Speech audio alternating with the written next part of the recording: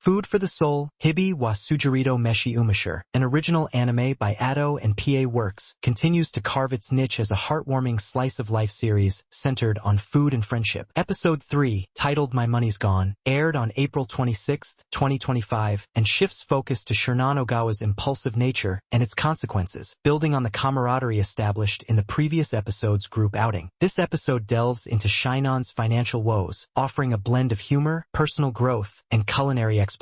I was initially intrigued by the premise of tackling money management, a relatable struggle for college students, but wondered if the show could balance its lighthearted tone with meaningful character development. What unfolds is a surprisingly nuanced episode that, while not without flaws, deepens the series' emotional resonance. In Episode 3, Shinnon's impulsive souvenir purchase from the club's empty Takao trip leaves her financially strained. The Food Culture Research Club rallies to help her find a part-time job, with Korea leveraging her restaurant experience to guide Shinnon. Mako, inspired by her love for food, suggests budget-friendly cooking ideas, while Tsutsuji offers practical budgeting advice. The group's efforts culminate in Shinnon landing a job at a local cafe, where she begins to confront her spending habits. The episode weaves in lighthearted cooking scenes, including a group effort to make affordable onigiri, and ends with Shinnon reflecting on her growth during a quiet moment at the cafe. The episode advances the series' focus on personal growth within the club's food-centric adventures. Shinnon's financial predicament, introduced in the post-credit scene of Episode 3, serves as the central conflict, resolved through her securing a part-time job. This resolution feels satisfying yet organic, as it avoids overly dramatic stakes and keeps the narrative grounded in relatable college life struggles. The plot raises new questions about Shinnon's ability to sustain her newfound responsibility, setting up potential future arcs about her maturing impulsivity. However, I found the pacing slightly uneven. The first half, dedicated to the group's brainstorming and job hunting montage, feels brisk and engaging, but the second half slows down with extended cooking scenes that, while charming, slightly dilute the narrative momentum. Despite this, the episode fulfills its role in the arc by deepening Shinnon's character and reinforcing the club's supportive dynamic, making it a pivotal moment in the season's early exploration of individual challenges. Shinnon Ogawa, voiced by Yoshino Aoyama, is the episode's heart. Her impulsivity, previously a source of comic chaos, is revealed to stem from a desire to make memories with friends, adding depth to her carefree persona. I really appreciate how her vulnerability, admitting her embarrassment over losing money, humanizes her, making her more than just the chaotic club president. Her decision to take the cafe job marks subtle growth, though I anticipate further development as she navigates this responsibility. Mako and Korea also shine. Mako's enthusiasm for budget cooking reveals her resourcefulness, while Korea's tough love mentorship at her family's restaurant showcases her reliability. Tsutsuji's understated budgeting tips and Nana's quiet encouragement round out the group's dynamic, though I wish Nana had a more active role. The characters' actions align with their established traits, and their interactions feel authentic, though I'm slightly disappointed that the episode didn't explore Tsutsuji's hinted-at observational depth further. The episode explores themes of responsibility, friendship, and the value of resourcefulness. Shinnon's journey underscores the importance of learning from mistakes, particularly in managing finances, a refreshing topic for a slice-of-life anime. The group's collective support reinforces the theme of friendship as a safety net, with moments like Mako's onigiri-making lesson symbolizing how shared experiences can teach practical life skills. I also appreciate how the show subtly critiques consumerist impulses through Shinnon's souvenir splurge, encouraging mindfulness without preaching. These themes are conveyed through grounded character moments rather than heavy-handed dialogue, which I find effective. For instance, Korea's blunt advice to Shinnon about prioritizing needs over wants feels like a natural extension of her character, making the message resonate. However, I think the episode could have pushed the theme of resourcefulness further by showcasing more creative budget solutions beyond cooking. While Food for the Soul prioritizes character-driven storytelling over expansive world-building, this episode introduces the local cafe as a new setting, hinting at its potential as a recurring hub for Shinnon's arc. The depiction of college life, cramped apartments, part-time job struggles, adds authenticity to the world, grounding it in a relatable Japanese university context. I didn't notice any significant new lore, but the focus on everyday settings like the cafe and Korea's family restaurant enriches the series' cozy atmosphere. The dialogue is a strength, balancing humor and sincerity. Shinnon's flustered rants about her empty wallet are both funny and relatable, while Korea's no-nonsense quips cut through the group's chaos with precision. I particularly enjoyed Mako's passionate explanation of onigiri fillings, which conveys her food obsession without feeling forced. However, some exchanges, especially during the cooking scenes, veer veer into overly expository territory, explaining basic recipes in a way that feels unnecessary for a food-savvy audience. Overall, the writing is solid but occasionally leans on familiar slice-of-life tropes, like the group's overly harmonious problem-solving, which I find a tad predictable.